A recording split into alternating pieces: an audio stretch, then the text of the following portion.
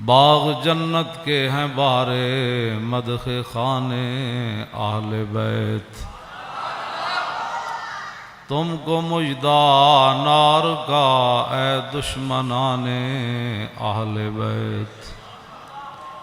ان کے گھر بے اجازت جبریل آتے نہیں، قدر والے جانتے ہیں قدر و شان اہل بیت۔ اے شباب فصل گل، یہ چل گئی کیسی ہوا، کٹ رہا ہے لہلہاتا بوستان اہل بیت۔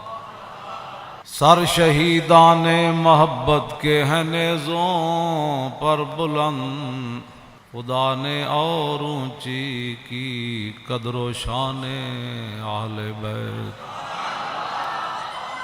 زخم کھانے کو تو آب تیغ پینے کو دیا، زخم کھانے کو تو آب تیغ پینے کو دیا، خوب دعوت کی بلا کر دشمنان اہل بیت، خوب دعوت کی بلا کر دشمنان اہل بیت۔ مامون الرشید جو حکمران تھا، انہوں نے قسطنطنیہ کے عیسائی بادشاہ کو، قسطنطنیہ تو سلطان محمد فاتح نے بعد میں فتح کیا، جو آج ترکی ہے، استنبول ہے، وہاں عیسائیوں کی حکومت تھی۔ تو مامون الرشید نے خط لکھا قسطنطنیہ کے حکمران کو کہ یونانی فلسفے کی جتنی کتابیں ہیں اور جو آپ نے نئے نئے علوم ایجاد کیے ہیں وہ ساری کتابیں ہمیں بھیجو۔ اس وقت تو مسلمانوں کا ہی آرڈر چلتا تھا۔ وہ بادشاہ گھبرا گیا، اس نے اپنے پادریوں سے مشورہ کیا کہ مسلمانوں کا حکمران ہماری یونانی فلسفے کی کتابیں اور دیگر جو ہے جدید علوم کی کتابیں منگوا رہے ہیں اپنے ملک میں پڑھانے کے لیے، تو کیا ہم دے دیں؟ کہیں مسلمان ہم سے آگے تو نہیں نکل جائیں گے؟ تو ان کا جو بڑا پادری تھا اس نے کہا کہ ساری بھیجو، ساری کتابیں بھیجو۔ اس نے کہا کیوں؟ اس نے کہا جب یہ ہماری کتابیں پڑھیں گے نا فلسفے کی، تو پھر یہ قرآن و حدیث بھی فلسفے سے سمجھیں گے،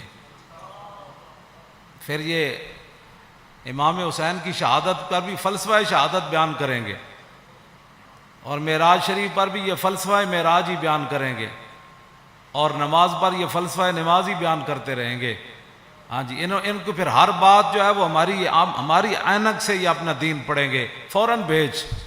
تو آج بات وہی ہے، فلسفہ شہادت تو بیان ہوتا ہے، لیکن بتاؤ شیخ کہ ابن علی آیا تھا کیوں میدان میں، بتاؤ شیخ کہ ابن علی آیا تھا کیوں میدان میں، گر ہو سکتی تھی حجرے میں شمع ایمانی روشن۔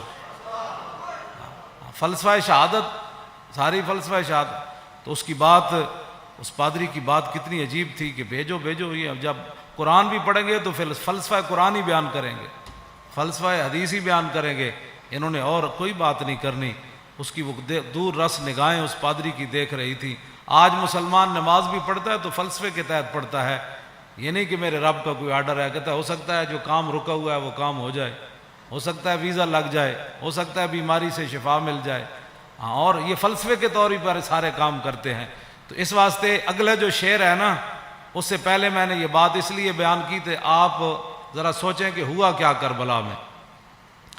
اپنا سودا بیچ کر بازار سونا کر گئے، عن عقبۃ بن ابی العزیر ان الحسین خطب اصحابہ واصحاب الحر بالبیدۃ۔ عقبہ بن ابی العزیر یہ کہتے ہیں کہ مقام بیدہ پر حضرت امام علی مقام امام حسین نے خطبہ دیا، اپنے ساتھیوں کو بھی، اور ہر جو یزیدی فوج کے سپاہ، بعد میں پھر امام علی مقام کے ساتھ بھی آ گئے، پھر حضرت ہر بن گئے۔ آپ نے خطبہ دیا مقام بیدہ پر، فرمایا فحمد اللہ واسنا علیہ، اللہ کی تعریف بیان کی، پھر اس کی توصیف بیان کی۔ فقال ایھا الناس ان رسول اللہ صلی اللہ تعالی علیہ وسلم قال، فرمایا میں نے اپنے نانا جان کو فرماتے ہوئے سنا، مر رہا منکم سلطانا جائرا، کہ تم میں سے کوئی آدمی ظالم بادشاہ کا زمانہ پائے، یہاں تو ظالم کہنا بھی کہتے ہیں جی آپ نے ظالم کہہ دیا. مرّا منکم سلطانا جائرا، تم میں سے کوئی آدمی ایسے بادشاہ کا زمانہ پائے جائر، جو ظالم بادشاہ ہو، مستحلا لحرم اللہ، جو اللہ تعالیٰ کی حرام کردہ چیزوں کو حلال کر رہا ہو، ناقصا لعہد اللہ، وہ اللہ کے ساتھ عہد و پیمان کر کے پھر اس کو توڑ رہا ہو. کلمہ پڑھنے کے بعد تو پھر نگاہ اور بندے کا رخ اور بندے کی ساری باتیں پھر ادھر ہی ہونی چاہیے نا. لو جی مرّا منکم سلطانا، اے مولا حسین دا خطبہ ہے. مرّا منکم سلطانا جائرا مستحلا لحرم اللہ ناقصا لعہد اللہ مخالفا لسنت رسول اللہ، اور یعمل فی عباد اللہ بالاسم والعدوان. فرمایا رسول اللہ نے، میرے نانا جان نے فرمایا، جو ظالم بادشاہ کو دیکھے اللہ تعالیٰ کی حرام کردہ چیزوں کو حلال کرے اور اللہ کے ساتھ عہد و پیمان، کلمہ پڑھنے کے بعد بندے کی مرضی مک جاتی ہے، فرمایا اللہ کے ساتھ عہد و پیمان وہ توڑ دے، رسول اللہ کی سنت کی مخالفت کرے، یعمل فی عباد اللہ بالاسم والعدوان، اور قوم کے اندر برائیاں اور قوم کے اندر گناہ اس کا رواج دے، بجائے اس کے قوم کے اندر برائیاں اور گناہ کو ختم کرے. نہیں، یعمل فی عباد اللہ بالاسم والعدوان، وہاں سرکشی اور ظلم و ستم اور گناہ کو رواج دے. فلم یغیر علیہ بقول ولا فعل وکان حقا علی اللہ ان یدخلہ مدخلا. مولا حسین فرمانے لگے کہ پھر میرے نانا جان نے کیا فرمایا، ان حالات کو دیکھ کر کوئی بندہ اپنی زبان سے اور اپنے ہاتھ سے اس ظالم کا ہاتھ نہیں پکڑتا تو اللہ رب العالمین قیامت والے دن جس جگہ اس ظالم کو داخل کرے گا نا، وہ تماشا دیکھنے والے کو بھی داخل کر دے. ہمیں بھی بہت سارے لوگ مخلصانہ مشورہ دیتے ہیں، آپ کو کیا پڑی ہے، اس معذوری کی حالت میں آپ جیلیں کاٹتے ہیں، یہ کرتے ہیں، وہ کرتے ہیں، جی یہی بات ہے، کیا پڑی ہے آپ کو. دیکھیں بڑے بڑے لوگ، بڑے بڑے متقی پرہیزگار اپنے آستانوں پر بیٹھے ہیں، اور بڑے بڑے شیوخ حدیثیں پڑھا رہے ہیں، اور بڑے بڑے مدارس چل رہے ہیں. آپ کو کیا مصیبت پڑی ہے؟ کیوں جی، جو چیز مولا حسین کو لے کر کربلا میں گئی نا، وہی چیز خادم حسین کو بھی پریشان کرتی ہے. آگے آپ نے کیا فرمایا، الا ان ہؤلاء قد لزموا طاعۃ الشیطان وترکوا طاعۃ الرحمن واظہروا الفساد وعطلوا الحدود واستاثروا بالفیء وانا احق بالغیر. آپ نے فرمایا دیکھتے نہیں یزید نے کیا کام شروع کر دیا، قد لزموا طاعۃ الشیطان، یہ سارے کے سارے شیطان کے اطاعت گزار بن گئے، وترکوا طاعۃ الرحمن، اللہ کی اطاعت انہوں نے چھوڑ دی، واظہروا الفساد، ہر جگہ انہوں نے دنگا و فساد برپا کر دیا، وعطلوا الحدود، اور اللہ تعالیٰ کے احکام اور اس کی حدود کو معطل کر دیا، واستاثروا بالفیء، اور قومی خزانہ لوٹ کر کھا رہے ہیں. یہ امام حسین نے پھر آگے پہلے یہ بات فرمائی، پھر آپ نے فرمایا حسین مقابلے میں کیوں آیا، چشم گریاں، مزرعے اور گلا کٹ کر نمازے، اور شمر کا خنجر گلوئے خشک پر چلتا رہا، اور بزم حق روشن رہی اور حق کا دیا جلتا رہا.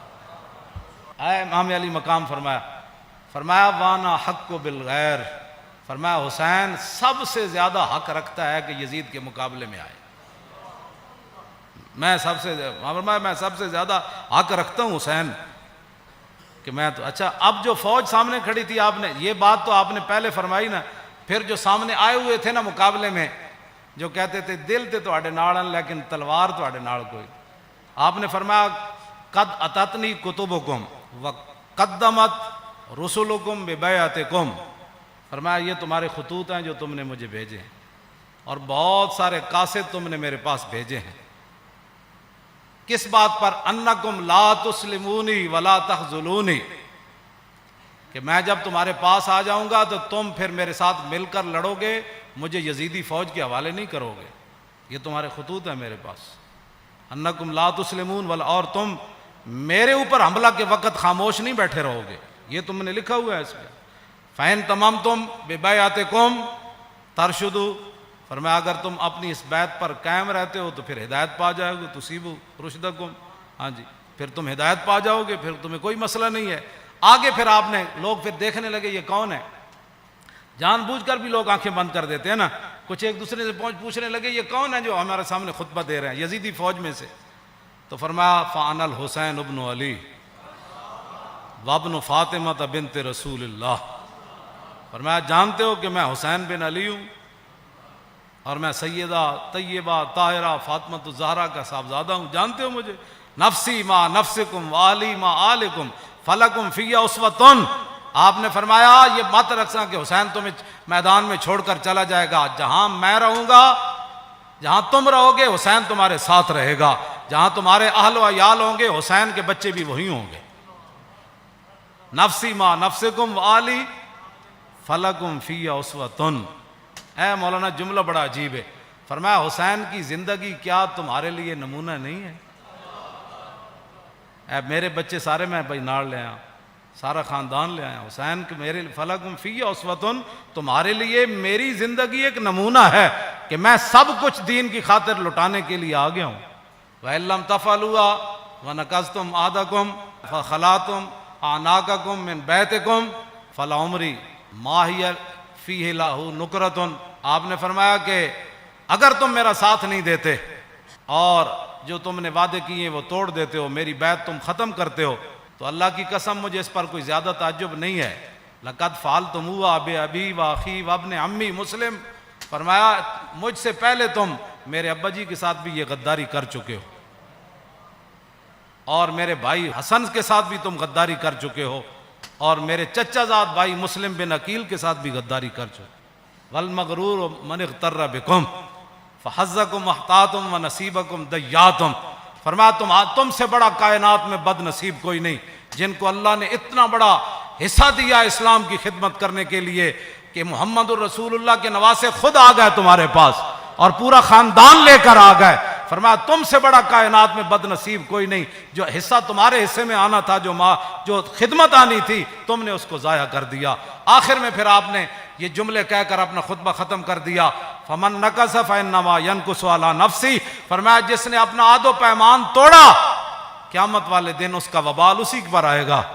حسین آج برات کا اعلان کر رہا ہے. آگے کیا آخری جملہ فرمایا؟ فَسَيُغْنِ اللَّهُ عَنْكُمْ. السلام علیکم ورحمۃ اللہ وبرکاتہ. بس یہ کہہ کر آپ نے خطبہ چھوڑ دیا. آپ نے فرمایا ان قریب حسین کو رب تم سے بے نیاز کر دے گا. اور پھر السلام علیکم ورحمۃ اللہ وبرکاتہ کہہ کر آپ نے خطبے کو چھوڑ دیا.